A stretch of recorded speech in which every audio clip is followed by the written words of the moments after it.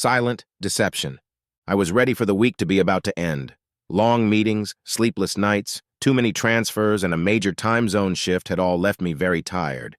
Even when I was young, a week like this would have been exhausting. But at 48 years old, it made me regret some of my life decisions. Thank God that unlike the good old days, I only have to travel occasionally. As I opened the door of my house, I hoped that the house would smell like dinner was ready, and maybe I would get a welcoming kiss from Samantha, my wife of almost 25 years. The former would be commonplace, the latter a little less so. But neither was waiting for me.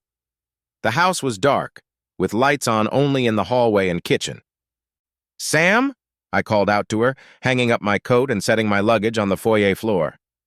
"I'm in the kitchen." Her voice sounded strained, like she was angry or crying. When I entered the kitchen and found her sitting in our little breakfast nook, I clearly realized it was both. My wife's brown eyes were reddened and puffy, yet filled with a fierce light. Her usually flawless brown hair was disheveled, and her ponytail and loose strands were like a slowly unraveling rope. All of this told me what kind of conversation we were about to have, but it was the last detail that finally killed it. 2 manila envelopes on the table in front of her. "Kyle, we need to talk. I'm too tired to put up with this nonsense, but sooner or later it's going to have to be dealt with." Lowering myself into the chair across from her, I said tiredly, "Sure. About what?"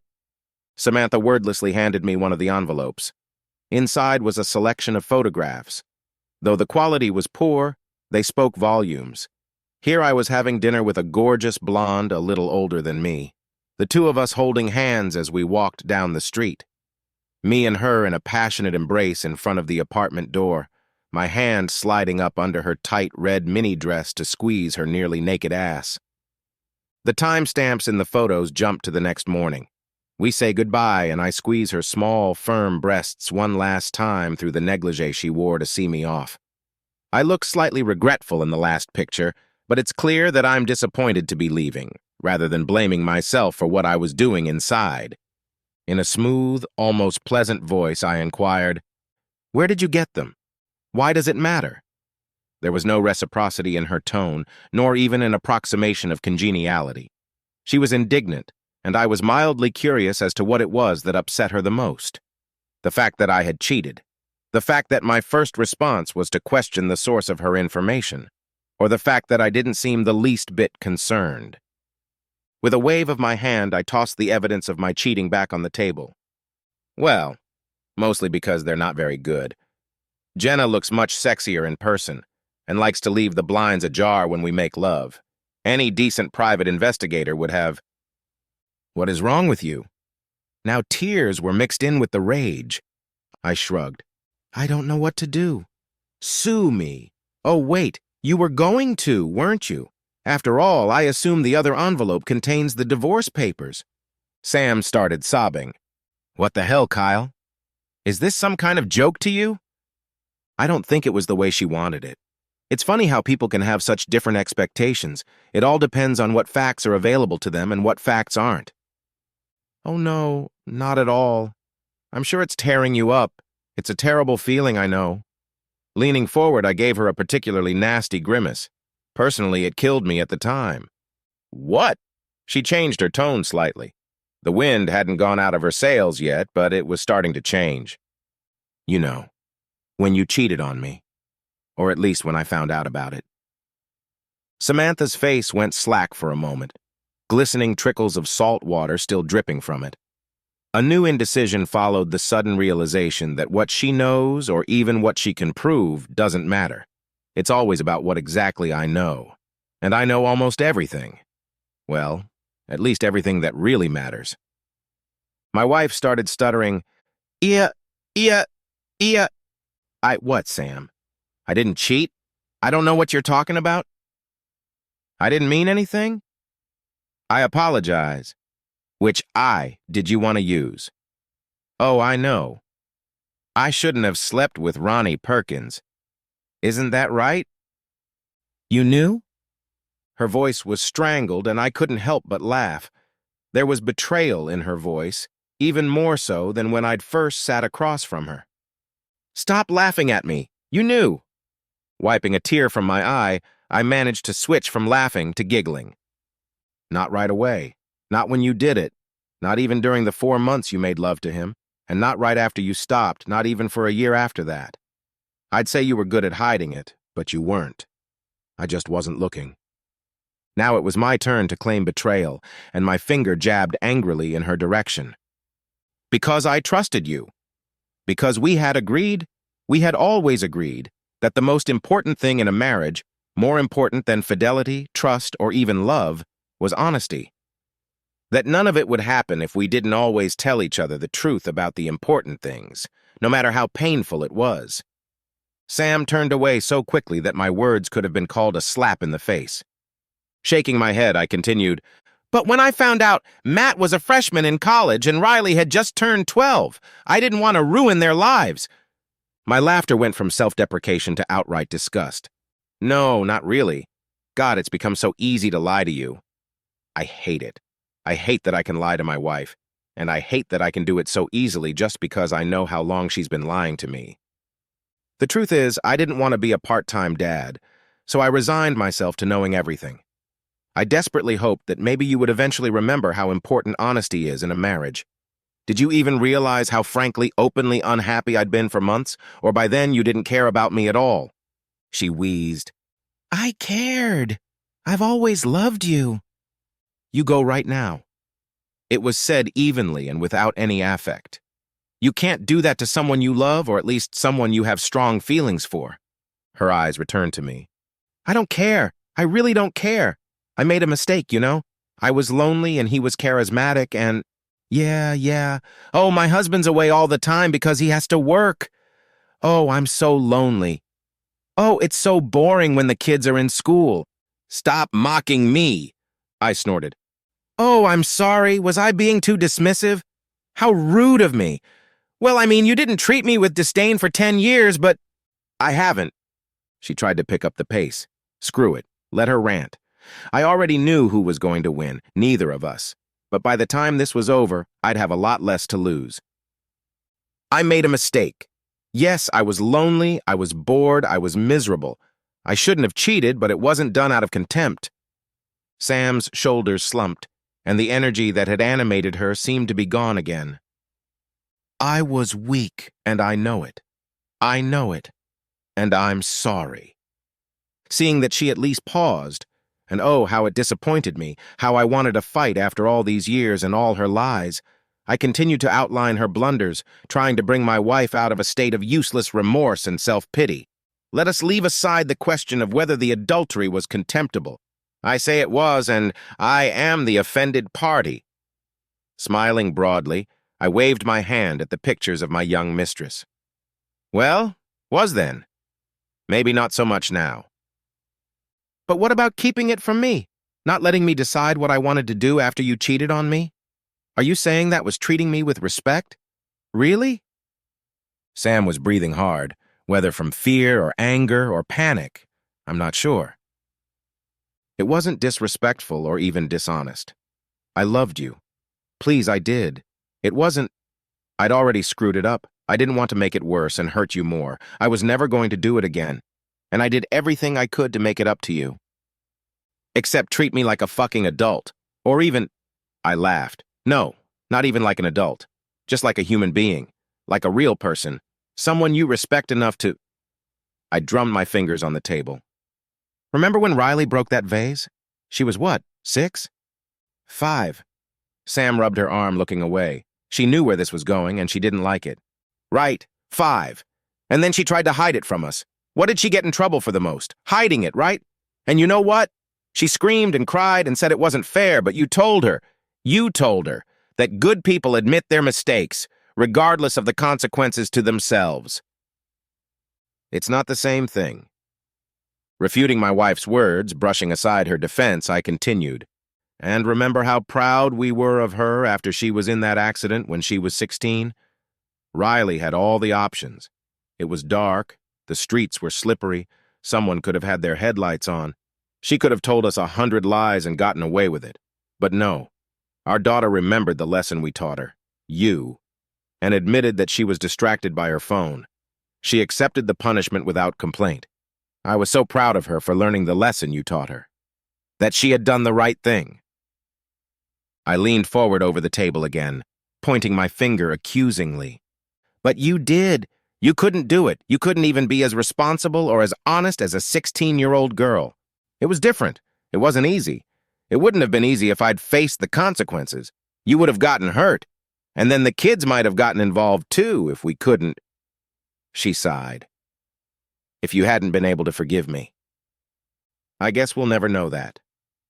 But here's something I do know. I began to list, curling my fingers. 1. You say you were bored, but you're the one who wanted to be a stay-at-home mom, even when the kids went to school. That's on you. You agreed to this. Only because you wanted it.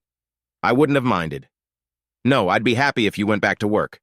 We could use your money and I could cut back on my work. I could be home. Hence the second point.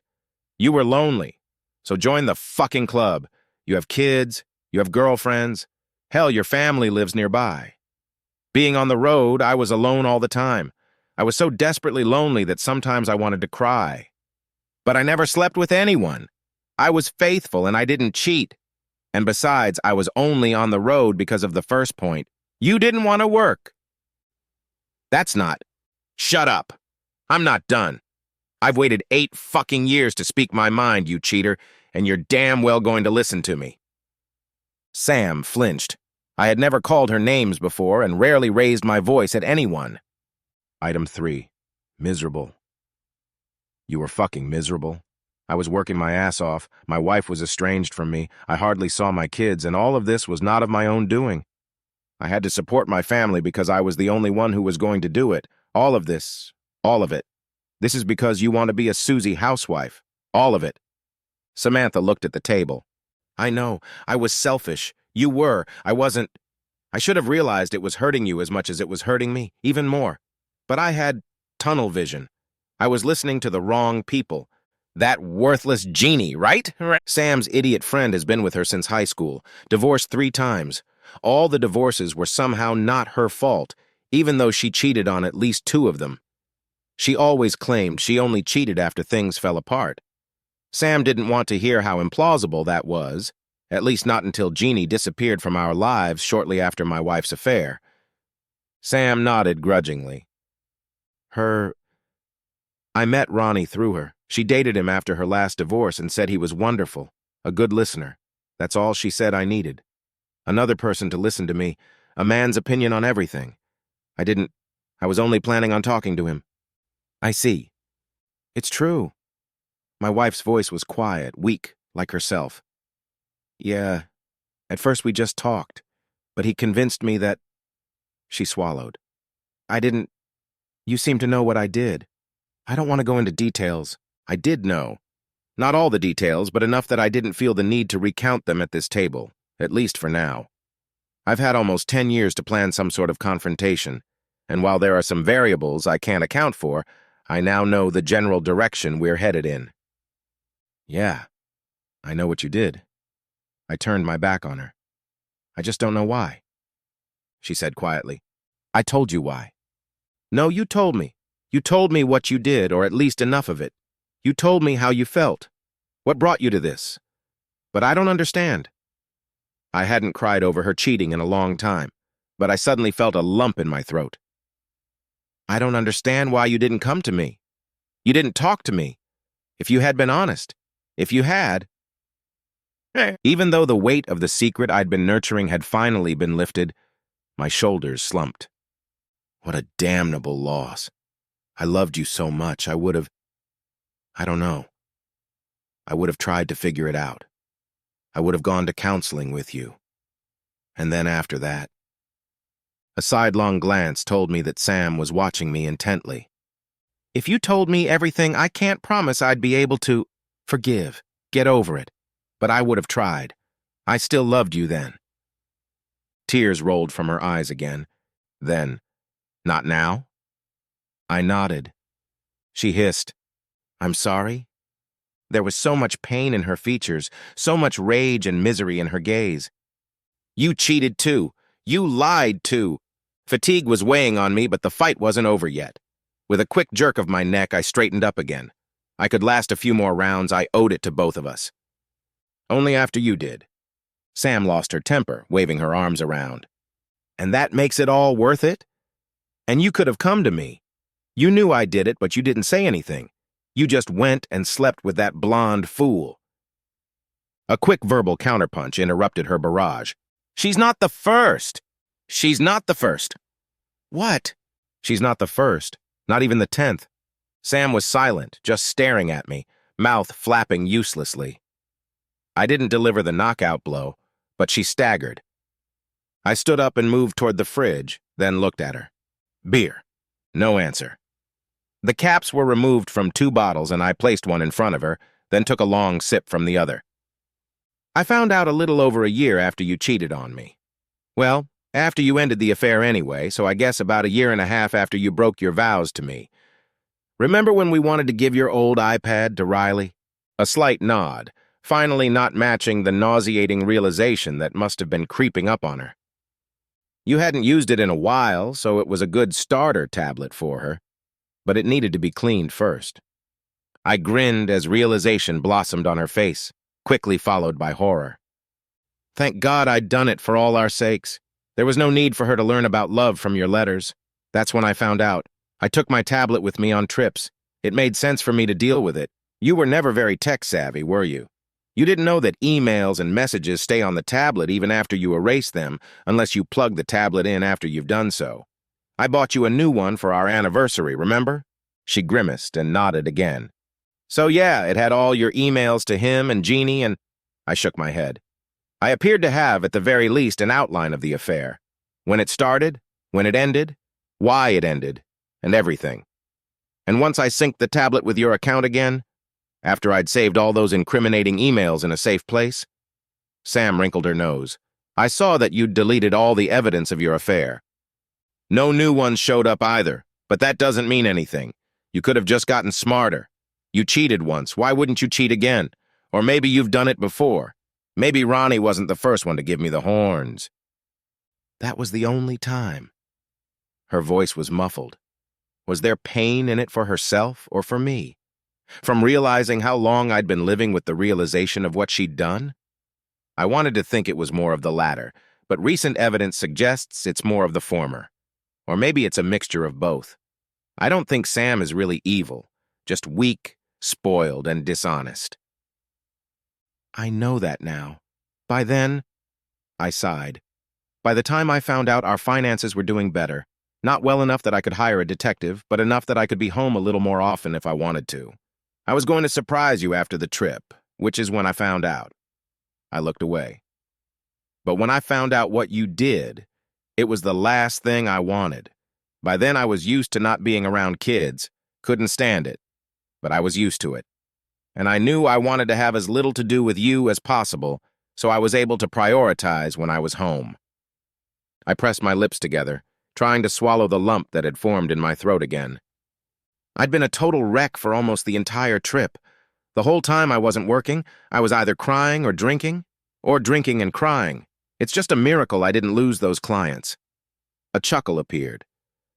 But hell, I traveled more than anyone else on my team. I'm a top salesman, and all it cost me was my marriage.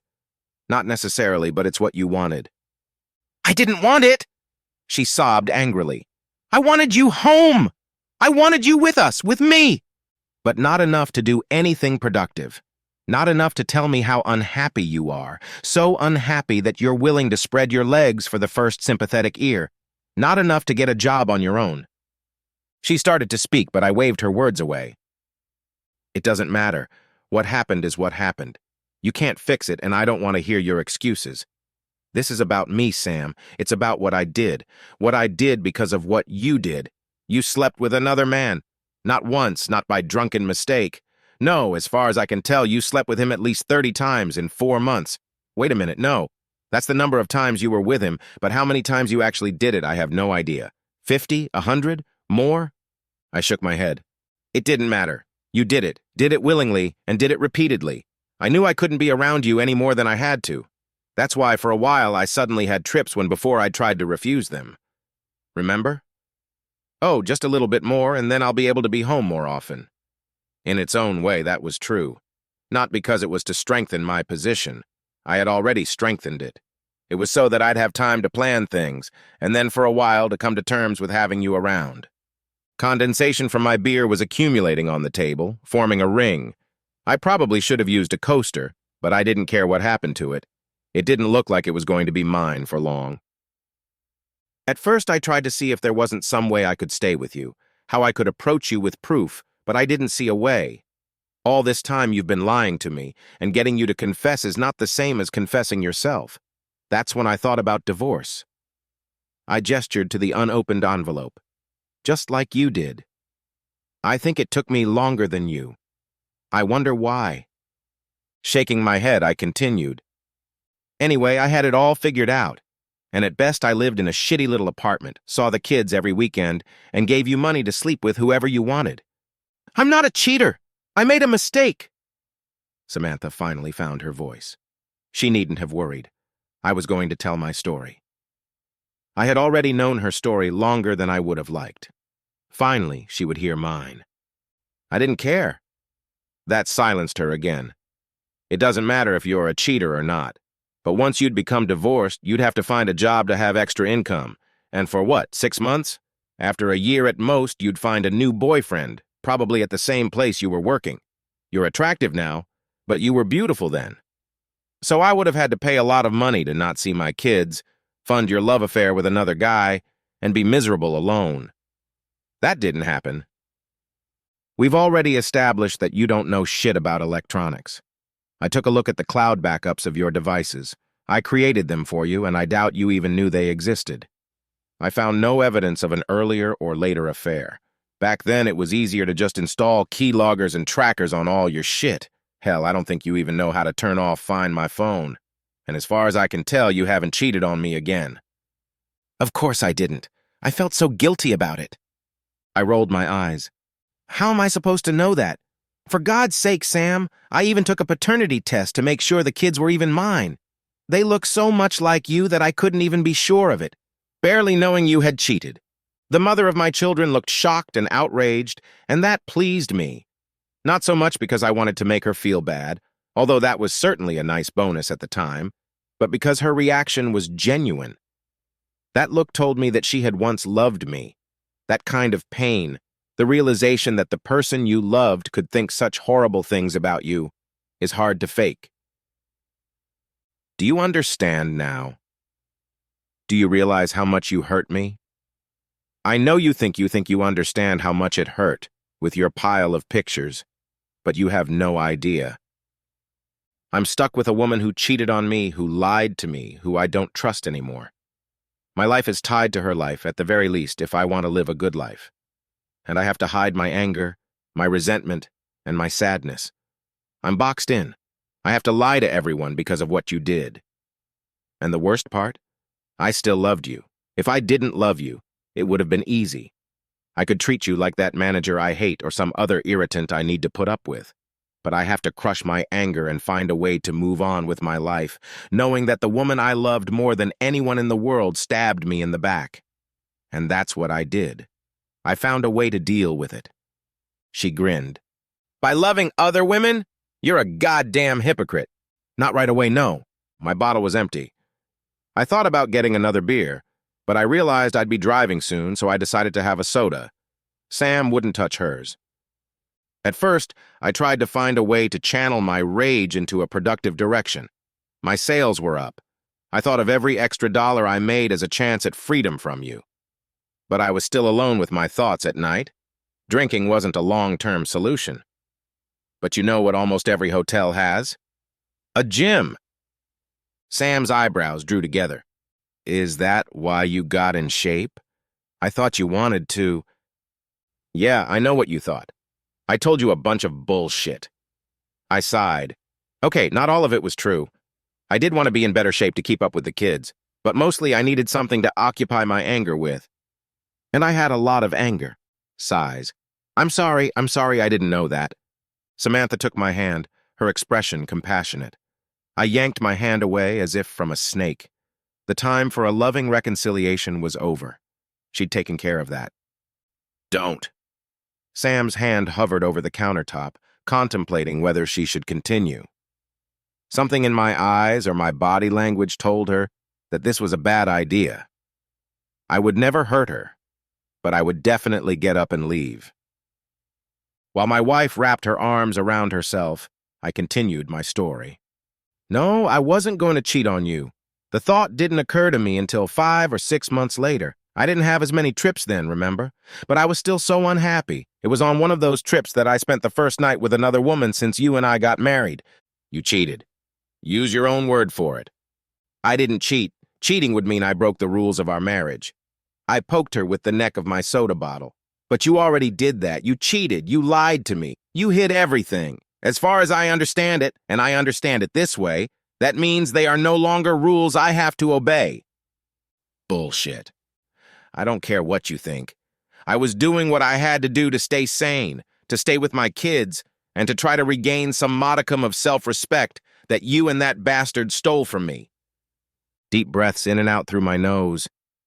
But hell, this is probably the last real conversation we'll ever have, so I'll play along.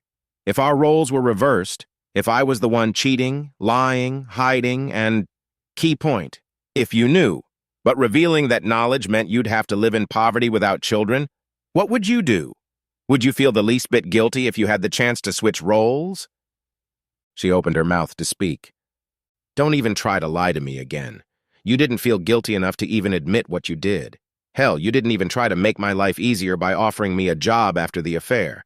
Half the emails between you and Jeannie before you blew her off were about how to make sure you didn't get divorced so you wouldn't lose your hassle-free life with me. No. It was about me not losing you. Not the life we had, not the house, but you and the children. I looked at her coldly. Even now she couldn't be honest. With me, or with herself, or both, I'll never know. Whatever you need to tell yourself to get through the day. Another sip to gather your thoughts. Make it short. The first woman. I won't name names unless it's necessary. You know Jenna, but I don't want you to fall into the delusion of trying to ruin the lives of others. The first one, let's call her Anna, was an employee of mine in another office. Her husband cheated on her, so I trusted her. And on one trip, I didn't just confide in her. She suggested that I needed to make sports love to regain my manly strength. Or, whatever it was. And she was right. After that first time, I felt guilty, but not as much as I probably should have. Did you feel that way too? It doesn't matter. Rhetorical question. With Anna, we spent a few more nights together that week, but neither of us wanted it to escalate into anything serious. She was recently divorced, and for me, the point of it was to handle the situation well enough to stay with you until the kids were grown. We broke up, sometimes seeing each other later when the mood struck, but mostly staying just friends. And then I was able to come home to you. I really came home. I still hated what you did, but now I had my own secrets and my own lies. A sarcastic smirk for my equally duplicitous spouse. It's exciting, isn't it? Knowing something your better half doesn't? I've never looked at it that way. It's always been... I started quoting a particularly memorable letter. Ronnie, I feel so dirty hiding this from Kyle. It makes me so horny. I love him, but... Stop it. I already said it was a mistake. Yeah, she sighed. I didn't feel like that afterward. I felt just dirty. Actually dirty. Not horny. Guilty. But not guilty enough, right? Not guilty enough to admit it. You had an affair, and it was beautiful and hot, and the only reason you ended it wasn't guilt. It was because it got too demanding. And even now you're trying to trick me. I grinned. But that's what you're all about, isn't it? I've slept with a dozen women, had an affair that lasted 2 years, and I still have more respect for you and our family than you do for me. Her mouth dropped open, then she whispered, 2 years? Damn, her detective work sucked. Until recently, I did my best to hide them from you. They were all out of town, all for short periods of time. Always used protection, unlike you and that asshole. Never took time away from you and our family. You can't claim such a thing, can you? You postponed our anniversary dinner. You once picked the kids up from school so late that they called me while I was out of town. And I found out later that in each case it was so you could sleep with your boyfriend. And then I looked into our finances and found out that periodically you withdrew cash. For what, Sam? Why were you doing this while I was killing myself to provide for us?" She was quiet, sullenly. That's what I thought. I snatched the second envelope. Sam tried to stop me, but was too slow. "Don't." As I leafed through the pages, she turned away, hiding her head in the sand again, hoping the problem would go away if she just didn't acknowledge it. "Jesus, Sam, you must have really hated me. Wow, 70/30ths? You get the house? That much alimony? You're aiming high, I guess. You cheated on me with that fool for 2 years. I shrugged. You didn't know that. The thick wad fell on the table with a clatter. You're not going to get any of that. I have proof of your cheating, too.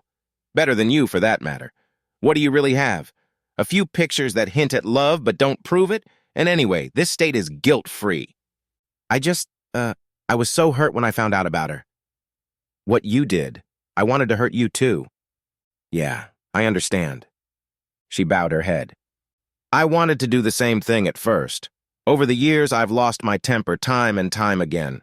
For example, I told Ronnie's wife about what you were doing with him. He's a serial cheater. He's also a rapist. God, I haven't smoked in years, but I wish I had a cigarette for this moment.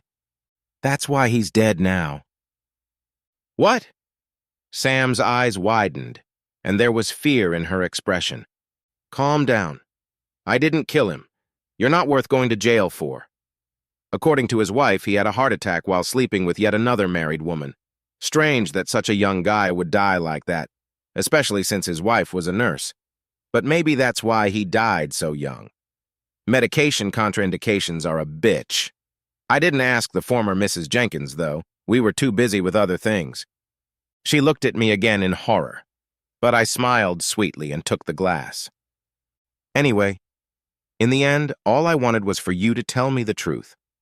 I wanted to believe that you were still the one who taught honesty to our daughter. I wanted you to be the woman I fell in love with. I did everything I could to be loving to you, to be warm.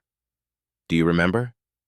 I was still hurting, but I tried to put it aside, trying to understand from your letters why you did what you did, and when I, was able to deal with the pain in my own way, I tried to find a way back to us. Gave you so many opportunities to confess, so many chances to justify yourself. Do you remember lying in bed that night after, what was it? That famous couple that broke up because one of them cheated. And I told you that if you ever cheated on me, I'd rather find out from you than any other way. I watched you ponder that, and then you told me... Her voice was empty. I'll never cheat on you because I love you too much. Yeah. I turned away. When I went on business trips, that was the second time I cheated. She didn't answer. She didn't scream. So you're saying it's my fault? It was clear. That's exactly what I meant. She cheated. She lied. She betrayed not only me, but the core value we both thought was most important in a marriage. Every time I gave her a chance, encouraged her, almost begged her, she only burrowed deeper, and I would go and cheat afterward. It was a stupid, self-destructive coping mechanism, but it was the only one I had. I tapped the envelope with the photos in it. This was your last chance. I didn't suddenly become stupid. Jenna and I could have kept it from you indefinitely. I wanted you to know. I hoped. A tear rolled down my cheek. I guess I wasn't done crying over the breakup of our marriage. I hoped you'd find out, that you'd meet me, but confess what you'd done. Try to find your way back together with me. Then I opened another envelope. But when I saw this, I realized it was over between us. I tried so hard to keep loving you until I saw this envelope. Then I realized that either you were never the woman I thought I married, or you changed somewhere along the way. Either way, that woman was gone and wasn't coming back. Her mouth opened, then closed again. Samantha didn't say anything. She couldn't deny that not only had she prepared the documents, but they would be ruinous to me if some judge didn't raise them in court for a laugh. And when claims were made against her, she still lied. Lying became second nature to her, and probably to me, too. I lied to myself until the end about who my wife was. Sam looked at me as I stood up. I'll be back for my things later. My lawyer will contact you. The settlement will be fair. I don't want to put you in an almshouse, Sam. You've been a good wife for 15 years, and you're still a wonderful mother. I don't hate you anymore. I did for a while, but I sighed. Right now, I'm just sad. She nodded silently. Leaning over, I kissed the top of her head one last time. Goodbye, beautiful. Too bad. Things could have been different. And then I was gone, and the sounds of sobbing were left behind as I closed the door of what had once been my home. After that, I just drove for a while. Knew where I was going, but I needed to be alone first. I needed to grieve alone. Eventually, I called the woman I could always count on. It's funny how our relationship started so innocently. 4 years ago, I became Jenna's mentor. She was fresh out of college, had an MBA so new the ink wasn't dry yet, and had ambition that would put captains of industry to shame. We met at a networking event, and I knew right away that she planned to succeed. At first, I didn't consider her sexually. Well, no more than any other young, beautiful woman. Perhaps even less. I enjoyed our friendship, a simple friendship. Jenna was grateful for my guidance, and I was proud of her progress. Eventually, we became so close that I confided in her over dinner one night. She wanted to talk to me about a new contract she was considering, but I got distracted. Sam had once again failed to come clean when she got the chance, and I was thoughtful.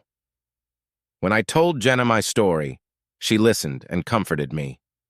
It made me feel good that there was someone I could share a secret with. A secret and more. I'd never had an emotional affair.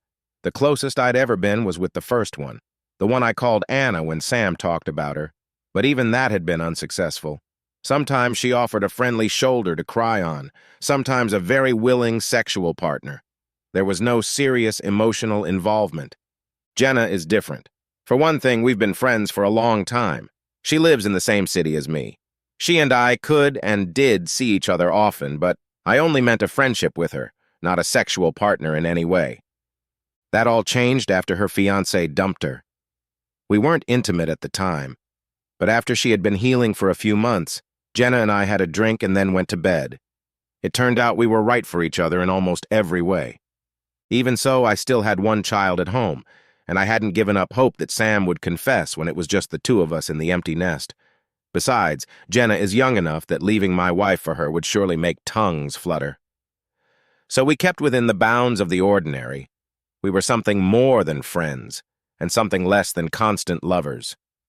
I was certainly not exclusive with her, nor did I expect her to be so with me. We simply agreed that she would let me know if she was busy. No details were required. I was sure she would soon find a young man to marry. But Jenna never did. Instead, we kept making arrangements, and when it became clear that Samantha had only one chance left to come clean, to make my cheating so blatant that a blind woman could see it, Jenna fully accepted her role in this scheme of mine. Heck, she'd done just about everything to make it clear we were having an affair, except sticking her soiled panties on Sam's pillow with a note that said, "I'm sleeping with your husband." Remembering her threat to do just that made me smile. In fact, Jenna in general brought a smile to my face. I doubted our affair would end simply because it stopped being adulterous, but eventually some guy her age would snag her anyway. She deserved that kind of happiness, and for now, I was going to enjoy her company as much as I could. She picked up on the third ring. "Jenna's apartment," said the trampy divorcee. I snorted. Mission accomplished. She'd found out. She did? It only took her 6 months. I said quietly. She was waiting for me with the divorce papers. Her tone changed from playful to sympathetic. "Oh, Kyle, baby, how are you doing?" Not so good, actually." "You're not busy today?" "No, not really. You want to come over?" Thanks." When I showed up at her door with suitcases in hand, Jenna gave me a big hug, then led me inside and held my hands while I told her everything that had happened. When I was done, she said, "I'm so sorry, baby. She sighed. "I'm sorry that she hurt you and that she couldn't just tell you the truth. But, look, I'll be honest, okay? I'm glad you're divorcing her." "You are?" "Yeah." Jenna gave me a sweet, sweet kiss. "I'm glad it's settled. Now you know. She bit her lip. "Now you can move on with your life." Her hand stroked my cheek. Maybe with me." "What? Really?" Jenna, I'm almost twice your age and... Another kiss, harder. But you're not twice my age, not really. Older? Yes, but I'm a grown woman, Kyle, and I know what and who I want. I said mockingly, Jenna, come on. I know you have young guys lined up to... For almost a year, I haven't seen anyone but you, Kyle. I didn't need anyone, and I didn't want anyone for that matter. She suddenly leaned against me, her hard body pressed against mine. I'm not asking you to decide tonight, baby. Take all the time you need. I've waited a year for you. I'll wait longer if I have to. Looking into those gorgeous blue eyes, I couldn't help but ask, why didn't you say anything? Her lips touched mine. Because I didn't want to make you choose between her and me. You'd been trying for years to get her to admit the truth. I was sure she wouldn't, so I decided to wait. If she miraculously confessed, I didn't want you to feel guilty, and if she didn't... She kissed my neck, and I felt myself starting to get aroused. Grinning, she said, Well, I've decided I have you first in line. Jenna, shh, baby. I'm in no hurry. I'm happy with what we have right now. Yeah, I want more, but we can go as fast or as slow as you want. I'll be right here for you, okay? She pulled away to look into my eyes once more. I'll be yours when you're ready. As long as you're mine, too. I opened my mouth to object, but then I thought, why am I resisting? Jenna's great. Yes, there's an age difference, but she's not a girl fresh out of college. She's closer to 30 than 25. And she and I are closer in personality, goals, and outlook than Sam and I are. As I studied Jenna's face, I realized I was looking at her in a new way. Not as my ward, not as a friend, not as a lover, but as all of those things at once and more. She didn't say the L word outright, but in all her actions, in all the long conversations, the hurried lunches and evenings spent in and out of bed with her, you could feel the love. I thought about the time we had spent together, and the time I regretted wasting trying to save a dead marriage. This was the beginning of my second act, and my main character will be Jenna. I want that too. Her eyes lit up. You do? Her question was answered by a kiss, a long, slow kiss between two lovers that could become something more permanent. It would happen when the time was right, when all the debris was cleared away. But then the kiss turned into something more familiar, a passionate embrace between two people who knew each other's bodies thoroughly, but never tired of exploring them. Jenna pulled away briefly to stand up and take my hand, eagerly leading me to her bedroom. Our bedroom? We'll talk more about that. I hadn't been with her in weeks, and we were both acutely aware of our shared, barely contained desire, but even more than that, we needed to confirm everything we'd just talked about, and nothing could stop us from doing so. By the time we stripped each other, our clothes were a mess, with ripped buttons and torn seams, but we didn't care. Jenna climbed onto the bed, crawling on her hands and knees with her butt up in the air, looking over her shoulder and pouting her lips. Was I being a bad girl? Am I going to be punished? She shrieked as my hand slapped her round, firm buttock, then giggled. Oh no, I'm sorry, Kyle. Another spanking elicited another shriek, accompanied by a cheer. More spanks followed until her little ass was red with hand marks and she gasped with desire. Oh, God, baby, please. She was gorgeous, reckless, mine. Jenna's whimpers and moans slowly turned to a low, piercing howl. Her eyes stopped on mine. Yes, there was undoubtedly love in them. How long had she been there? How long had it been since I'd noticed it, since I'd responded to the desperate urge to speak out about our shared connection? Too long. Not anymore. I love you, Jenna. God.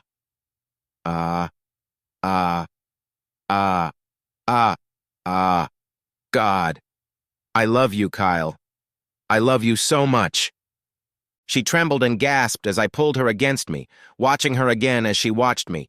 Her head turned toward me and tears flowed onto the pillow. You mean it? Really? Yes, Jenna. Yeah, really. I don't know. I sighed. I don't know what's going to happen next. To me, my life, my kids, hell, even where I'm going to live. Here. I'm voting to be here. But no matter what happens, I want you by my side. You've already been here, and I want to... No, I need to honor that. To be honest about what it meant to me, what it means to me now. What you mean to me. I kissed her gently. I love you, Jenna. That's the truth. We lay together for a while, snuggled in each other's warm embrace. Under different circumstances, maybe we would have laid like that. But I was still hard, and Jenna wanted more than just my fingers. Stroking my face with one hand, she asked softly, "Will you make love to me?" I reached for the bedside table drawer, but heard, "Only without protection, please. No more. I want to feel you, all of you." Jenna's on the pill, and I knew I was clean. And if she was telling the truth, and I was sure she was, so was she. Her bedroom actually became our bedroom for at least a few weeks. Eventually, we both agreed that it made sense for us to live apart until things settled down. Jenna and I still go to bed with each other almost every night, but having separate addresses until the most difficult parts of the divorce were settled was the most sensible thing to do. And oh my God, there were so many uncomfortable moments. First of all, the kids. They weren't thrilled with Sam or me. Their mom talked to them first, and while she didn't completely blame me for the breakup, she was, shall we say, selective in giving information. I got a kick out of both Matt and Riley. But my kids calmed down a bit, at least towards me, when I gave them all the context they needed, albeit for different reasons. Matt had a baby on the way, and he understood why I stayed with her for so long, especially when I explained the consequences. When he learned that a divorce would mean virtually no seeing him and Riley and how close to poverty we were without even trying to run two households, he began to understand. And when I explained to him the impotent rage and crushing sadness my reluctant consent had engendered, he became even more sympathetic. Matt still wasn't happy, but he'd accepted it. Riley, on the other hand, was furious to learn the truth. She had actually taken to heart the lessons of honesty and responsibility we were trying to teach her, and after learning about everything her mom had done was very much against Samantha. It wasn't what I wanted. I didn't want their relationship with either of us to suffer, if only for the sake of the kids. But it was a lot better than having her mad at me. She was still angry to some extent, but my daughter placed the bulk of the blame for our divorce on my wife's shoulders. Next was the divorce itself. When the division of property began, it seemed like things would be amicable, but that didn't last long. Sam fought to keep the house. I offered to buy it back, but she couldn't afford it. After she let me go, Samantha demanded an increase in alimony, and then the arguments went on about property division, pensions, and so on. She spent so much money on our lawyers and still got basically the same share I'd originally offered, except now her share is smaller because the whole pie is smaller. Jenna's place in my life wasn't as complicated as I'd expected. Neither Matt nor Riley were happy that I was dating someone not much older than them. But that wasn't the main point of contention. Their mom had tried to convince them from the beginning that Jenna had stolen me away from my wife. Even after I convinced them that it wasn't true, that thought lodged itself in them on a subconscious level. It wasn't until after our wedding, and especially after we'd signed an ironclad prenup at Jenna's insistence, that they finally recognized her as my partner. Yes, our wedding. When the property division was finalized, almost a year later, thanks to my ex-wife's desperate attempts to maintain a familiar lifestyle, I bought a smaller house, and Jenna moved in with me. It was bliss. Honestly, it never stopped being bliss. And within a year, we were married. Like any couple, we have our challenges. Some are standard, such as sharing responsibilities between two hardworking people who are very tired at the end of the day. Some are unique to a relationship with a significant age difference. But when it came down to it, we were committed to each other and our future. And our children. Initially, Jenna was the only one who wanted kids. My wife knew how to be persuasive when she wanted to be. She's in her early 30s and I'm in my early 50s, but she claimed I was healthy as a horse. Admittedly, after playing with my grandchildren, I began to miss the stomping of little feet around the house. A few years after we were married, Jenna quit the pill, and after Dylan and Zoe were born, I had a vasectomy. Twins. Yeah, we didn't sleep for a while. It was something unreal to see my grandchildren and my two youngest children growing up together. Truthfully, I wish I had been a little more active for their sake. Health is one thing, youth is another, but we are a happy family, and that's what matters most. Samantha was surprisingly optimistic when we first found ourselves together at an event after my wedding to Jenna. It was Riley's wedding. Our daughter was marrying a great guy, and we were both happy with her fiancé. Sam had finally come to terms with her role in the collapse of our marriage, and as time went on, our feelings for each other were mostly reduced to liking the people we'd been when we were younger and recognizing each other as parents. We even danced together while Jenna chatted with my ex-wife's beau. Sam smiled at me. "You look really happy, Kyle." I am. There was a hint of sadness in her eyes. "Happier than you were with me." It wasn't a question. A sympathetic smile was all I had left to soften the blow. "In the end, yes. I really messed up, didn't I?" "We both made mistakes, Sam. I could have handled the situation better, too. I was so fixated on getting you to come clean.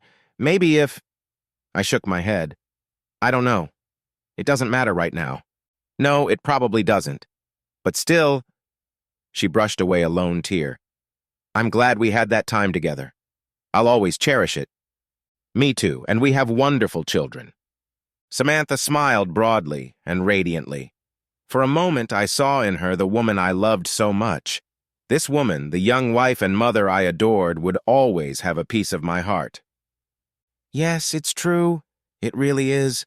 The music is over." My first true love stood on her tiptoes and kissed my cheek, then walked hand in hand with me to my greatest love. As I took Jenna's hand and led her to the dance floor, my ex-wife said, "Very happy for you both." She may or may not have been telling the truth. It didn't matter, because as my wife and I did a slow dance, looking into each other's eyes, I could honestly say that I have never been happier. The end.